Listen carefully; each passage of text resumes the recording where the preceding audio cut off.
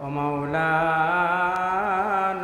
محمد صلى الله عليه وعلى آله وأصحابه وبارك وسلم تسليما كثيرا كثيرا.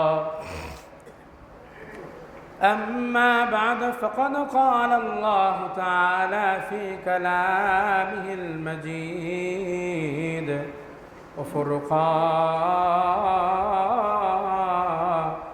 الحميد. أعوذ بالله من الشيطان الرجيم. بسم الله الرحمن الرحيم. إنه ليس له سلطان على الذين آمنوا وعلى ربهم يتوكلون. وقال تعالى وأن اعبدوني هذا صراط مستقيم. وقال تعالى إنه لكم عدو مبين. إن الله وملائكته يصلون على النبي يا أيها الذين آمنوا صلوا عليه وسلموا تسليما. اللهم صل على سيدنا مولانا محمد وعلى آل سيدنا مولانا محمد. اللهم صل على سيدنا مولانا محمد وعلى آل سيدنا مولانا محمد. لا إله إلا الله لا إله إلا الله لا إله إلا الله لا إله إلا الله لا إله إلا الله لا إله إلا الله لا إله إلا الله لا إله إلا الله محمد رسول الله صلى الله عليه وسلم. মুআজ্জাজ মুহতারাম হযরত মুসল্লিয়ান کرام, সমস্ত প্রশংসা আল্লাহ পাকের জন্য যে আল্লাহ তাআলা আপনাকে আমাকে পবিত্র জুমার দিন মসজিদে আসার বসার দুটি কথা বলার এবং শোনার তৌফিক দান করেছেন। ওই আল্লাহ রব্বে করিমের দরবারে শক্তি দিয়ে ভক্তি ভরে জোর থেকে জোর আওয়াজ করে অন্তরের অন্তঃস্থল থেকে মহব্বতের সাথে বলি আলহামদুলিল্লাহ। মেরে মোহতারাম হাজিরিন, এক দেশ থেকে যখন আরেক দেশে যায় তখন ওই দেশের কিছু নিয়ম নীতি আপনাকে মানতে হবে। বিশেষ করে যে অর্থনৈতিক অবস্থার উপরে পুরো বিশ্ব চলমান, তো এক দেশ থেকে আরেক দেশে গেলে ওই দেশের টাকা হোক, রিয়াল হোক, মুদ্রা হোক, এক কথায় যেটা মুদ্রা, এই মুদ্রাটাকে ভাঙাইতে হয়। কেন? ওই দেশে চলার জন্য সবচেয়ে যে বড় বাহন অর্থনৈতিক অবস্থা, ওই অর্থনৈতিক অবস্থার যে সিস্টেম আছে, মুদ্রা আছে, এই মুদ্রাটা ওই দেশীয় মুদ্রা, এই দেশীয় ব্রাঞ্চ থেকে, মুদ্রা ভাঙানোর ব্রাঞ্চ থেকে ওটাকে ভাঙাইতে হয়, নতুবা আপনি চলতে পারবেন না।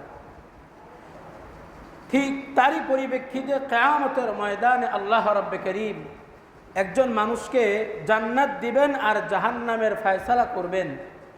জান্নাত যেই ভিত্তিতে পাবে আর জাহান্নাম থেকে যেই ভিত্তিতে বাঁচবে, যেই সিস্টেমের উপরে বাঁচবে, ওই জিনিসের নূর নাম হচ্ছে নূর। গত সপ্তাহে আপনাদেরকে এই নূরের কথাই বলতেছিলাম। সূরা হাদীদের ভিতরে আল্লাহ রাব্বুল কারীম বলেন, ইয়াউমা তারাল মুমিনিনা ওয়াল মুমিনাতি ইয়াসআ নূরুহুম বাইনা আইদিহিম ওয়া বিআইমানিহিম ইয়াকুলুনা রাব্বানা আতমিম লানা নূরানা ওয়াগফির লানা। কিয়ামতের ময়দানে আল্লাহ রাব্বুল কারীম বলেন, কিয়ামতের এই কঠিন ময়দানে মুমিন পুরুষরা, মুমিন নারীরা, তার কারণ হলো মুমিন শব্দটা উল্লেখ করার কারণ হলো কিয়ামত কায়েম হবেই মুমিনদের উপরে, মুমিনদের উপরে বিচার আচার হবেই মুমিনদের উপরে। কাফেরদের বিচার আচার কি? শুধু বিনা হিসেবেই জাহান্নাম। আর দুনিয়া সিজনুল মুমিন ও জান্নাতুল কাফের। দুনিয়া হলো মুসলমানের জন্য জেলখানা, আর কাফেরের জন্য জান্নাত স্বরূপ। হাদিস শরীফের মধ্যে আল্লাহর রাসূল বলেন, দুনিয়া মুমিনের জন্য জেলখানা আর কাফেরের জন্য জান্নাত স্বরূপ। কোন একজন ডাক্তারের সাথে আমার কথা হচ্ছিল রাজবাড়িতে, তখন আমি ছাত্র জামানায় ওইখানে কলেজের মসজিদে তারাবি পড়াই। তখন ওই ডাক্তার সাহেব আমাকে বললেন যে হুজুর, সব চিন্তা ভাবনা করে দেখছি যে যদি আখিরাতের মতে এবং আল্লাহর হুকুমের উপরে 100 চলার জন্য চেষ্টা করি, তাহলে এর সারাংশ বের হয় এটা যে আমার জেলখানায় ভর্তি হতে হবে। জেলখানায় যেমন কোনো স্বাধীনতা নাই, একজন মুমিন যদি আল্লাহর হুকুম অনুযায়ী ওইভাবে চলতে যায়, তাহলে তার জীবনেও আহামরি তেমন কোনো স্বাধীনতা থাকবে না। এবং যখন সে শরীয়তের হুকুমের সাথে অভ্যস্ত হয়ে যাবে, তার কাছে ওইটার চেয়ে শান্তিদায়ক কোনো কিছু পৃথিবীতে আর লাগবেও না। কথা ঠিক কিনা বলেন? গাঁজাখোর গাঁজা খেয়ে মজা পায়, হিরণখোর হিরণ খেয়ে যে মজা পায়, একজন জাকিরিন আল্লাহ রাব্বুল কারীমের জিকির করে এর চেয়ে লক্ষ কোটি গুণ বেশি মজা পায়। বলেন না সুবহানাল্লাহ। একজন খাঁটি ইমানদার, খাঁটি নামাজওয়ালা নামাজ পড়ে ঠিক ওই মজা পায়। মেরে মুহতারাম হাজিরিন, বলতেছিলাম কিয়ামত হবেই মুমিনদের উপরে, হবেই মুমিনাদের উপরে। কাফেরদের জন্য কোনো কিয়ামত নাই। আর কাফেরদের জন্য তো দুনিয়ায় জান্নাত, সে জান্নাতে থেকে গেছে। এই জন্য দেখেন না যে কাফেরদেরকে আল্লাহ রাব্বুল কারীম অধুনা বিশ্বের বিভিন্ন জায়গায়, বাংলাদেশ সংখ্যাগরিষ্ঠ মুসলিমদের যে দেশ, এজন্য এখানে আমরা দেখি না, বহিরাগত দেশগুলোতে কাফেরদের সুখ শান্তি বেশি। কাফেরদের কি বেশি? কাফেরদের সুখ শান্তি বেশি। আল্লাহ রাব্বুল কারীমের সাহাবীরা রাসূল সাল্লাল্লাহু আলাইহি ওয়াসাল্লামের পাশে বসে কাফেরদের এই সুখ বিলাস একদিক থেকে দেখে, আর এক দিক থেকে দেখে যে আল্লাহর রাসূল সাল্লাল্লাহু আলাইহি ওয়াসাল্লাম এমন একটা পাটির ভিতরে শুয়ে আছে, থাকে, যেই পাটিতে শুলে নবীজি সাল্লাল্লাহু আলাইহি ওয়াসাল্লামের পিঠ মোবারকের উপরে নবুয়তের খতমে নবুয়তের সিলের উপরে একটা দাগ পড়ে যায়। বিশ্বনবী মুহাম্মদ সাল্লাল্লাহু আলাইহি ওয়াসাল্লাম যে চাটাইয়ের উপরে ঘুমিয়ে কষ্ট করেন, অথচ কাফেররা শান্তি করে।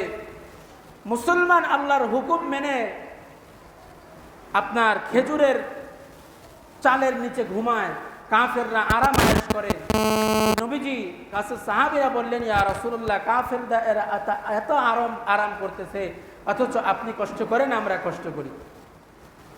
আল্লাহ নবী বিশ্বনবী মুহাম্মদ রাসূলুল্লাহ সাল্লাল্লাহু আলাইহি ওয়াসাল্লাম কোনোদিন নিজের থেকে কোনো কথা বলেন নাই। যত নবীর উপরে ওহী এসেছে, ওই ওহীর মাধ্যমে আল্লাহ রাব্বুল কারীম কখন কি উত্তর হবে, কখন কি সলিউশন হবে, এই সলিউশন জানিয়ে দিচ্ছেন আল্লাহ তাআলা।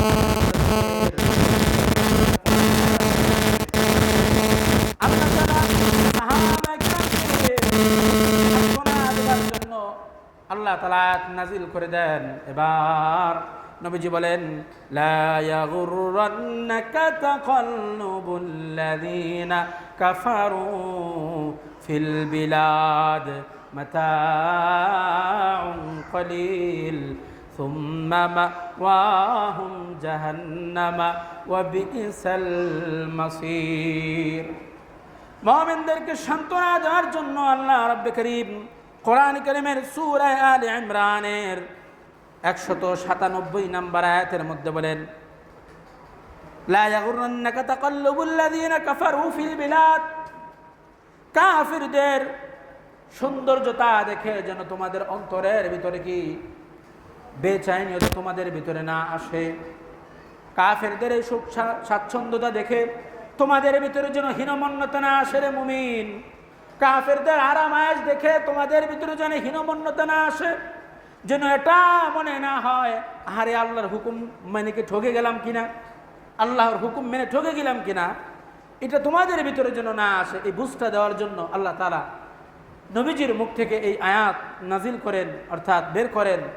এরপরে বলেন, শোনো, এদের জীবনে যত রকমের আরাম ও আয়েশ আছে, মাতাউন কলিল, এই সমস্ত আরাম আয়েশ এগুলো একেবারেই নিম্ন, একেবারেই অল্প সময়ের জন্য, একেবারেই অল্প সময়ের জন্য। এরপরে কি হবে? সুম্মা মাওয়াহুম জাহান্নাম, এরপরে তাদের ঠিকানা হবে জাহান্নাম, ওয়া বিসাল মিহাদ, আর কতই খারাপ হবে, কতই খারাপ বাসস্থান হবে তাদের।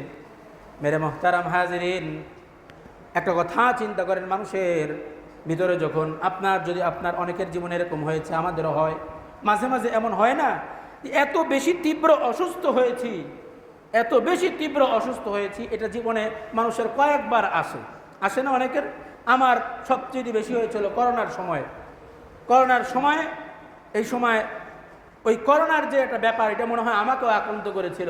আমি ডাক্তারখানায় যাইনি, সমস্ত ট্রিটমেন্ট ঘরের মধ্যে নিয়েছি। এই সময় এমন দুরবস্থা হয়েছিল, মানে আল্লাহর কাছে কেঁদে কেঁদে শুধু জান ভিক্ষা চাইছি। তবে এতেও আমি খুশি ছিলাম, তার কারণ মুমিনের জন্য মহামারীও কি শহীদের মৃত্যু, বলেন না সুবহানাল্লাহ। এমন এমন কিছু অবস্থা আমাদের জীবনে যায়, খুব কঠিন অবস্থা, খুব কঠিন আক্রান্ত, বিশেষ করে জানের উপর থেকে। এই সময় এই কথাটা বললাম এই জন্য, এই সময় আমাদের কাছে মনে হয় এই যে আমার বাকি জীবনটা যে আমি শান্তিতে কাটাইছি, এই শান্তির কথা তখন মনেই থাকে না, ঠিক কিনা বলেন? এই শান্তির কথাটা তখন মনেই থাকে না। মেরে মুহতারাম হাজিরিন, নবীজির মুখ থেকে আল্লাহ বের করলেন মাতাউন কলিল, এদের যে শান্তিটা, এই শান্তির একেবারেই অল্প সময়ের জন্য, একেবারেই কলিল, একেবারেই ছোট, একেবারেই ছোট, একেবারেই অল্প সময়ের জন্য। এটার যখন ওর ইন্তেকাল হয়ে যাবে, এরপর থেকেই তার কষ্টে যে জীবন শুরু হবে, এটার আর শেষ হবে না। এই হলো একটা অবস্থা। আর জান্নাতের সুখটা কেমন?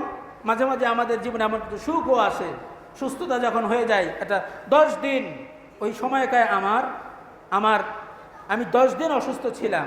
এই 10 দিন পর আবার মাপ দিয়ে দেখছি 10 দিন প্রতিদিন শরীর থেকে 1 কেজি কমছে, 10 দিনে 10 কেজি শরীর থেকে কমছে। তাহলে কি মারাত্মক পরিমাণে অসুস্থ ছিলাম। তো 10 দিন একটা মানুষের শরীর থেকে যদি 10 কেজি কমে যায়, কমছে আরও ভালো হয়েছে আলহামদুলিল্লাহ, 10 কেজি যদি কমে যায় একটা মানুষের, তখন অবস্থাটা কি মারাত্মক পর্যায়ে পৌঁছায়। এরপরে যখন ওই শান্তিতে আবার আসলাম, এখন কিন্তু ওই কষ্টের কথাটা আমার মনে নাই। ঠিক এমনিভাবে একজন জান্নাতীকে যখন আল্লাহ তাআলা জান্নাত নিবেন না, পাশ থেকে ঘুরে আনবেন, ওই ব্যক্তির কাছে বলা হবে, বলো, ওই ব্যক্তি দুনিয়াতে কোনোদিন শান্তি চোখেই দেখে নাই, বলো, এবার বলবে যে বলো কষ্ট কি জিনিস। সে বলবে আমি কষ্ট কাকে বলে কোনোদিন টেরই পাই নাই, বলেন না সুবহানাল্লাহ।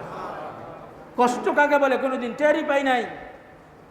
আরেকজন দুনিয়াতে শান্তিকারক ব্যক্তি, তাকে জাহান্নামের কাছ থেকে ঘুরে আনে, বলবে বলো তোমার কি অবস্থা, তখন বলবে আমি তো শান্তি কাকে বলে শান্তি কোনোদিন চোখেই দেখিনি। এরকম কিছু বাস্তব সময় আমাদের জীবনে মাঝে মাঝে যায়। মেরে মুহতারাম হাজির, বলতেছিলাম যে মুসলমানদের এই ছোট্ট জীবনে যা করতে হবে, আল্লাহ তাআলা বলেন যে, আল্লাহর রাসূল বলেন যে মুসলমানের জন্য দুনিয়ার জীবনটা জেলখানা। কীরকম? জেলখানায় যেমন কোনো স্বাধীনতা নাই, যখন যা বলবে তখন সেটাই আমল করতে হবে। দুনিয়াতে একজন প্র্যাকটিস মুসলিম যদি তার হতে হয়, আল্লাহ পাকের হুকুম যখন যেমন তখন তেমনই মানতে হবে। তখন আপনি নিজের কাছে ফিল করবেন, যেদিন মনে করবেন আল্লাহর হুকুম মানতে গিয়ে মোটামুটি একটা জেলখানার মতো মনে হচ্ছে, এই দিন মনে করবেন আপনি মোটামুটি খাঁটি মুসলমানের দুয়ারে মাত্র পাড়া দিচ্ছেন। আর যখন ওটা আপনার কাছে আনন্দতে পরিণত হয়ে যাবে, শরিয়াত তবিয়াতে বনে যাবে, তখন মনে হবে এখন আল্লাহ ওয়ালার কোনো একটা স্তরে গিয়ে আপনি পৌঁছেছেন। মেরে মুহতারাম হাজিরিন, তো বলতেছিলাম এটা যে আখিরাতের মুদ্রা হচ্ছে নূর, আখিরাতের মুদ্রা হচ্ছে নূর। যে মুদ্রার এবং নূরের আলোচনা গত সপ্তাহে করতেছিলাম, এই নূর কোথায় কোথায় কিভাবে কিভাবে কাজে লাগবে। এই নূর প্রয়োজন হবে কবরে যাওয়ার সাথে সাথে। দিন হোক আর রাত হোক, খবরের ময়দানে দিনের হিসাব ও যা রাতের হিসাব ও তা। সমস্ত মানুষ যখন একজন মৃত ব্যক্তিকে শোয়ানোর পরে যখন উপর থেকে কিছু বাঁশের চালি দেয়, এই বাঁশের চালিগুলো দেওয়ার পরে একটা পাটি ফালায়, পাটি ফালাবার পরে যখন উপর থেকে মাটিগুলো দিয়ে দেয়, রে মুমিন, এই মাটি দেওয়ার পরে তার ভিতরের অবস্থাটা হলো অন্ধকার। এই অন্ধকারটা দিনের দুনিয়ার ভিতরে যদি দিন থাকে তাও কবরের অবস্থা এক, দুনিয়া যদি রাত থাকে তাও কবরের ভিতরের অবস্থাটা এক। এই আমলের নূর মানুষের যে জীবনের প্রথম কাজে লাগবে, যখন তার এই অন্ধকারের ভিতরে চলে যাবে, নবীজি সাল্লাল্লাহু আলাইহি ওয়াসাল্লাম বলেন তার সারা জীবনের সমস্ত আমলগুলো একটা নূরের যুবকে রূপান্তরিত হয়ে নেককারের পাশে বসে যাবে, আর পাশে বসে গল্প করতে করতে কিয়ামতের ময়দান পর্যন্ত ঘটায় ফেলবে। বলেন সুবহানাল্লাহ। এটা হচ্ছে প্রথম ঘাটিতে কাজে লাগবে বলতেছিলাম। তারপরে কিয়ামতের ময়দানে যখন উঠবে, এটাও অন্ধকার, প্রত্যেকে তার আমল অনুযায়ী নূর দেওয়া হবে। এই নূর এর আলো নিয়ে এসে হাসরের ময়দানের দিকে আগাবে। এরপরে যখন আমলের নূর যার যত বেশি, ওই ব্যক্তির হিসাব হবে তত সহজ, মিজানের পাল্লা হবে তত বেশি ভারী, এবং পুলসিরাতে ওই নূরের প্রয়োজন। যার নূর যত বেশি সে তত বেশি রাস্তা পার হবে, তত বেশি রাস্তা বেশি আগাবে। ঠিক এমনিভাবে যখন পুলসিরাত পার হওয়া শেষ, এরপরে আল্লাহ তাআলার কাছে দোয়া করবে জান্নাতে যাওয়ার জন্য, রাব্বানা আতমিম লানা নূরানা ওয়াগফির লানা, রব্বানা আতমিম লানা নূরানা ওয়াগফির লানা ইন্নাকা আলা কুল্লি শাইইন কাদির। ওগো আল্লাহ রব্বে কারীম, আতমিম লানা নূরানা, আপনি আমাদের নূরগুলোকে পরিপূর্ণ করে দেন। তার কারণ হলো শুধুমাত্র আমলের নূর দিয়ে জান্নাতে যাওয়া সম্ভব নয়। যদি আল্লাহ রব্বে কারীমের কুদরতের ছোঁয়া না লাগে, আল্লাহ তাআলা বিশেষভাবে কিয়ামতের ময়দানে কারণ নূরকে বাড়ায় না দেন, আল্লাহ তাআলা কিয়ামতের ময়দানে কোনো ব্যক্তি আমল দ্বারা জান্নাতে যেতে পারবে না। তবে আমল হলো আল্লাহ পাকের সন্তুষ্ট পাওয়ার মাধ্যম। আল্লাহ পাকের সন্তুষ্ট পাওয়ার মাধ্যম হচ্ছে আমল। আমল দ্বারা আপনি জান্নাত পাবেন না, তার কারণ হচ্ছে আমরা তো কিয়ামতের ময়দানে আল্লাহর রাসূল বলেন আল্লাহর রহম ছাড়া কেউ জান্নাতে যেতে পারবে না। আম্মা জানা আয়েশা রাদিয়াল্লাহু তাআলা আনহা বলেন, ইয়া রাসূলুল্লাহ, তাহলে কি আপনিও? হ্যাঁ, আমিও সেদিন আল্লাহ পাকের রহম ছাড়া জান্নাতে যেতে পারবো না।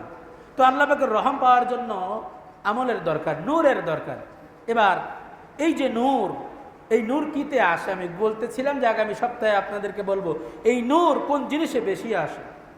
এক নম্বরে হাদিস শরীফের মধ্যে আসে, কোরআন ও হাদিসের মুলাখাস ভাবে কিছু আমল যেগুলোর মাধ্যমে আমলের নূর বেশি আসে। এর মধ্যে ওখান থেকে আপনাদেরকে চারটা বলবো। এক নম্বর হলো 5 ওয়াক্ত নামাজ। 5 ওয়াক্ত নামাজ, এই 5 ওয়াক্ত নামাজের মাধ্যমে একজন ব্যক্তির নূর হাসিল হয়, আমলের নূর বাড়ে, আমলের নূর বাড়ে। নূর হচ্ছে ওই জিনিস, যেমন কথার কথা আলু, পটল, গাজর, এই সব কিছু যদি আপনি আলাদা আলাদা করেন, এটাকে আলুকে আলু বলবে, গাজরকে গাজর বলবে, মিষ্টি কুমড়াকে মিষ্টি বলবে, সয়াবিন তেলকে সয়াবিন তেল বলা হবে, ঠিক কিনা বলেন? এরপরে হলুদকে হলুদ বলবে, মশলাকে মশলা বলবে। কিন্তু এই সবগুলোকে যদি একত্রিত করা হয়, একত্রিত করে এটাকে রেসিপি বানানো হয়, এই রেসিপির পরে যেটা তৈরি হবে এর নাম হবে সবজি, সুস্বাদু সবজি। ঠিক এমনিভাবে একজন ব্যক্তি যখন একটা নামাজের ভিতরে কিছু রুকুকে একত্রিত করে, কিছু সেজদাকে একত্রিত করে, কিছু তাসবিহাতকে একত্রিত করে, কিছু কেরাতকে একত্রিত করে, কিছু আহকাম ও আরকানকে একত্রিত করার পর যখন একটা তৈরি হয়, ওর নাম হয় নামাজ। আর ওই নামাজের মুলাখাস ফলাফল হচ্ছে নূর। বলেন না সুবহানাল্লাহ।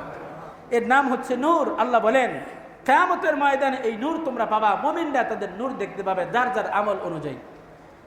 তো এই নূর সবচেয়ে বেশি হাসিল হয় নামাজের মাধ্যমে। এই নূর সবচেয়ে বেশি হাসিল হয় আল্লাহ পাকের জিকিরের মাধ্যমে। দ্বিতীয়তে বলছে এই নূর সবচেয়ে বেশি হাসিল হয় কিসের মাধ্যমে? আল্লাহ পাকের নূরের, আল্লাহ পাকের জিকিরের মাধ্যমে। জিকির একটা বিষয়, কিয়ামতের ময়দানে সবচেয়ে মানুষ বেশি জান্নাতে যাবে আল্লাহ পাকের জিকিরের মাধ্যমে। বলেন না সুবহানাল্লাহ। আপনি সবসময় মুখের ভিতরে সুবহানাল্লাহর আমল করেন, সবসময় চলতে ফিরতে লা ইলাহা ইল্লাল্লাহর আমল করেন। কিতাবের বিদ্যা আসছে শয়তানের দেয়াল হচ্ছে 3টা। এই 3টা দেয়াল ভেদ করে শয়তান ভিতরে ঢুকতে পারে না। এর মধ্যে একটা দেয়াল হচ্ছে কোরআনের দেয়াল। বলেন না সুবহানাল্লাহ। কোরআনের দেয়াল ভেদ করে শয়তান ভিতরে ঢুকতে পারে না। এজন্য যত রাকিরা থাকেন, রাকি মার্কিরা থাকে, অর্থাৎ যারা কোরআনের মাধ্যমে তদবির করে, এদের সবচেয়ে বড় হাতিয়ার হলো কোরআন। সবচেয়ে বড় হাতিয়ার কোরআন। একটা দুষ্ট জিন, একটা দুষ্ট জিন যদি কাউকে আক্রমণ করে, আমি তাকে প্রথমে দাওয়াত দিব, যদি হাজির করার প্রয়োজন হয় প্রথমে তাকে দাওয়াত দিব। এই দাওয়াত দেওয়ার পরে সে যদি আমার দাওয়াতে না শুনে, তাহলে হালকা পাতলা একটা পানিশমেন্ট দিব। এই পানিশমেন্ট যদি সে না মানে, পানিশমেন্টের পরে আমি তার শরীরের ভিতরে আগুন জ্বালাই দিব। এই আগুন জ্বালাই দেওয়ার পরেও যদি সে না যায়, তাহলে আমি তাকে জবাই করব। ওই প্রথম পানিশমেন্ট দাওয়াত দেওয়ার মাধ্যম হলো কোরআন। দ্বিতীয়ত তাকে পানিশমেন্ট দেওয়ার মাধ্যমটাও হলো কোরআন।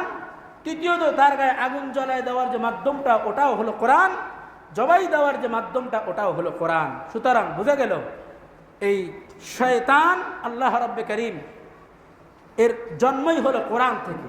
এর জন্মই আপনার আগুন থেকে, শয়তানের জন্মই হলো আগুন থেকে। সুতরাং এই আগুন আর কোরআন কখনো এক হতে পারে না, অর্থাৎ খারাপ আর মন্দ। মেরে মোহতারাম হাজিরিন, এর মাধ্যমে বোঝাচ্ছি এই কথাটা যে কোরআন হলো এমন একটা জিনিস, কোরআন হলো এমন একটা জিনিস যেটা শয়তানের 1 নাম্বার দেয়াল। 2 নাম্বার দেয়াল হচ্ছে মসজিদ। এই মসজিদের মধ্যে কেউ যদি বেয়াদবি করে, সে হলো ওই ব্যক্তি যাকে নিয়ে শয়তান খেলা করে। কোনো ভদ্র মানুষ কোনো মসজিদে এসে বেয়াদবি করে না, মসজিদের সীমাকে লঙ্ঘন করে না। বাচ্চাদের হিসাব ভিন্ন, তার এখনো আকল তৈরি হয়নি। 3 নাম্বার হলো আল্লাহ পাকের জিকির। এই জিকির ভেদ করে কোনোদিন শয়তান ভিতরে ঢুকতে পারে না। মেরে মুহতারাম হাজিরিন, বলতেছিলাম কিয়ামতের ময়দানে আল্লাহ তাআলার কাছে নাজাত পাওয়ার 1 নাম্বার হাতিয়ার হলো নামাজ। 2 নাম্বার নূর বেশি অর্জিত হয়, তেলাওয়াত বেশি অর্জিত হয় জিকিরের মাধ্যমে। জিকিরের মাধ্যমে 3 নাম্বার বেশি অর্জিত হয় কোরআনে কারীম তেলাওয়াতের মাধ্যমে।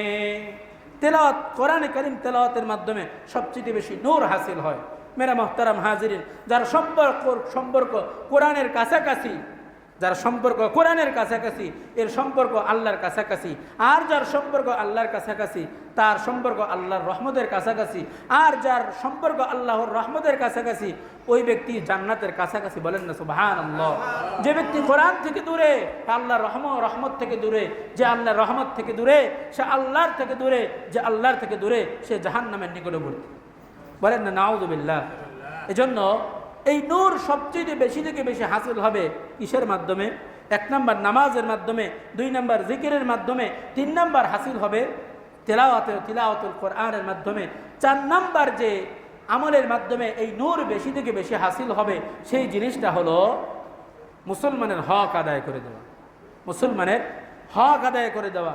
অনেক মানুষ এই বাংলার জমিনেও বহুত আছে, মুসলমান বহুত আছে, তার আপনার মায়ের হক খুব ভালো বোঝে। কথাটা ভালো মতো শুনেন আপনারা, মায়ের হক খুব ভালো বোঝে। এরা মূর্খ মানুষের ধর্মীয় দিক থেকে সে চলে। কিছু মূর্খ মানুষ আছে যারা ধর্মীয় বিধানটাকে একদিকে মানলে তো আরেকদিকে ছেড়ে দেয়। একটু ভালো মতো বুঝেন, এই রোগ অনেকের ভিতরে আছে। মায়ের হুকুম, মা তার পায়ের নিচে জান্নাত, যদিও এই কথাটা ঠিক না। মায়ের সন্তুষ্টির মধ্যে আল্লাহ তাআলা জান্নাত রাখছে, মায়ের পায়ের নিচে জান্নাত না। এটা কোনো হাদিসের মধ্যে নাই যে মায়ের পায়ের নিচে জান্নাত। এটা গলত মশহুর কথা, গলত মশহুর কথা। তো মায়ের পায়ের নিচে জান্নাত এটা অনেকে মনে করে। হ্যাঁ, মায়ের পায়ের নিচে জান্নাত না, মায়ের সন্তুষ্টির ভিতরে, পিতার সন্তুষ্টির ভিতরে জান্নাত। হ্যাঁ, এটা আল্লাহ রসুল বলেছেন। এই হক খুব ভালো বোঝে। এই হক ভালো বুঝতে গিয়ে নিজের স্ত্রীকে কষ্ট দেয়, নিজের সন্তানকেও কষ্ট দেয়। ঠিক কিনা বাবা? অনেকে এমন আছে, মায়ের হক খুব, পিতামাতার সাথে বেয়াদবি করা যাবে না। বেয়াদবি করার দরকার নেই তো আপনার পিতামাতা, তার যদি 5টা সন্তান হয়, 5টা সন্তান থেকে 5 টাকা করে হলেও 25 টাকা সে পাবে। পিতামাতার উপরে যদি 5 সন্তান থেকে সে 500 টাকা করেও পায়, 2500 টাকা পাবে। 5000 করে পাইলেও 25,000 টাকা পাবে। লেকিন আপনার উপরে আপনার স্ত্রী, আপনার সন্তান, তাদের দ্বিতীয় কোনো অভিভাবক নাই। এজন্য পিতামাতার খেদমত করা কখনো ফরজ, কখনো ওয়াজিব, কখনো সুন্নত, কখনো নফল। কিন্তু স্ত্রী সন্তানের সেবা করা এটা সব সময়কার জন্য ফরজ। আপনি চলে গেলে তাদের আর কোনো অভিভাবক নাই, কিন্তু আপনি চলে গেলে আপনার পিতা মাতার আরও অন্য সন্তান হিসেবে, তার স্বামী হিসেবে অভিভাবক কিন্তু আছে। এই হকটা কিন্তু আমরা বুঝি না। ওই এক হক ই করে মায়ের তলের জান্নাত মায়ের পায়ের তলের জান্নাত খুঁজতে গিয়া জান্নাতের সুপারিশের একটা অধ্যায় কিন্তু স্ত্রীর হাতেও আছে, এটাও স্মরণ রাখতে হবে। এদিক থেকে মায়ের সন্তুষ্টও খুঁজতে হবে। এজন্য পিতামাতা আছে অনেক জায়গায়, আমি এরকম রিসেন্টলি আমার কাছে কয়েকটা এরকম খবর আসছে যে হুজুর সংসারের মধ্যে অশান্তি, কী করব। এই হকগুলো তারা নষ্ট করে পিতামাতার জান্নাত খুঁজতে খুঁজতে নিজের সন্তান স্ত্রীর প্রতি তারা ভ্রুক্ষেপ করে না, স্ত্রীর হকের উপরে ভ্রুক্ষেপ করে না। এইভাবে যদি স্ত্রীর হকের উপরে সে ভ্রুক্ষেপ না করে, আর কয় জায়গার হক সে নষ্ট করে, এটার নাম ধর্মীয় না, এটার নাম ধর্ম নয়। ইসলাম সবাইকে সমান হক সমান অধিকার দিয়েছে, সবার উপরে অধিকার দিয়েছে। আপনার পিতামাতার উপরে আপনার খেয়াল রাখতে হবে, পিতামাতার মহাব্বত পিতামাতার উপরে, স্ত্রী সন্তানের উপরে স্ত্রী সন্তানের উপরে, অতিরিক্ত কারো উপরে করা যাবে না। মেরে মোহতারাম হাজিরিন, মেরে মোহতারাম হাজির, এই কথা লক্ষ্য করতে হবে যে মানুষের আমলের নূর সবচেয়ে বেশি আসে কিসের জন্য? 4 নম্বর বিষয় হলো হক, মানুষের হকগুলো আদায় করে দেওয়া। মানুষের হক আদায় করে দেওয়া। যখন আপনি মানুষের হক সবচেয়ে বেশি থেকে বেশি আদায় করবেন, এই হকের মাধ্যমে আপনার চতুর্থ নূর হাসিল হবে, যেই নূরের মাধ্যমে কবরের মধ্যে, যেই নূরের মাধ্যমে হাসরের ময়দানে, যেই নূরের মাধ্যমে কবরের ময়দানে, যেই নূরের মাধ্যমে সমস্ত জায়গা আল্লাহ পাক আপনাকে আমাকে নাজাত দান করবে। এই কথার উপরে সকলে আমল করা যাবে তো ইনশাআল্লাহ? আমাকে আমাদের সকলকে আমল করার তৌফিক দান করেন। জীবনের সময় কিন্তু একেবারেই কম। আপনি কখনো মনেই করেন না, মনে হয় আরও বাঁচবো, আরও মনে হয় এই সেই। যতটুকু বাঁচছেন এর জন্য শুকরিয়া আদায় করেন। তার কারণ হলো আপনার এই বয়সের বহু আগে আপনার কখনো ভাগিনা, কখনো এলাকার প্রতিবেশী চলে গেছে দুনিয়ার থেকে। মৃত্যুর প্রস্তুতি এভাবে নিতে হবে। হাসপাতালে যেদিন জন্মগ্রহণ করেছেন বা ঘরের ভিতরে যেদিন জন্মগ্রহণ করেছেন, মৃত্যুর প্রস্তুতি কিন্তু আপনাকে ওই দিনই দেওয়া হয়েছে। ডান কানে আজান, বাম কানে একামত।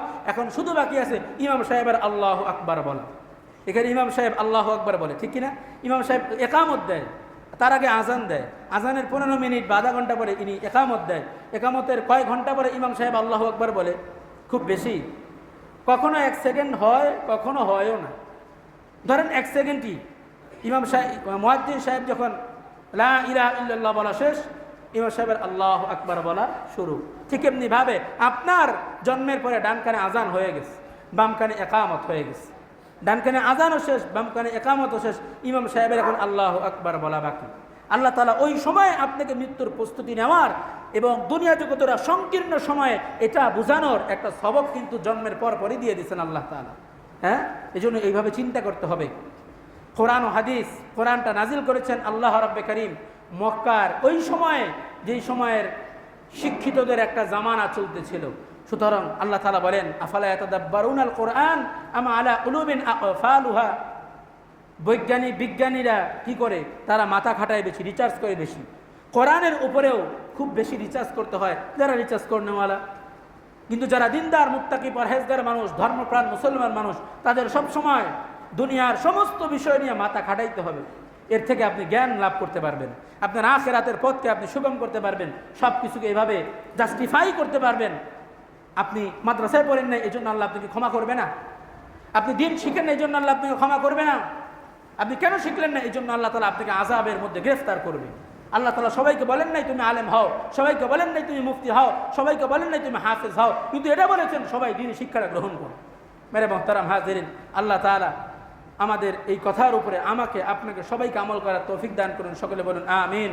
ওয়া আখিরু দাওয়ানা আলহামদুলিল্লাহি রাব্বিল আলামিন। যারা সুন্নাত পড়েনি ক্বাবলাল জুমআহ 4 রাকাত সুন্নাত আদায় করেনি।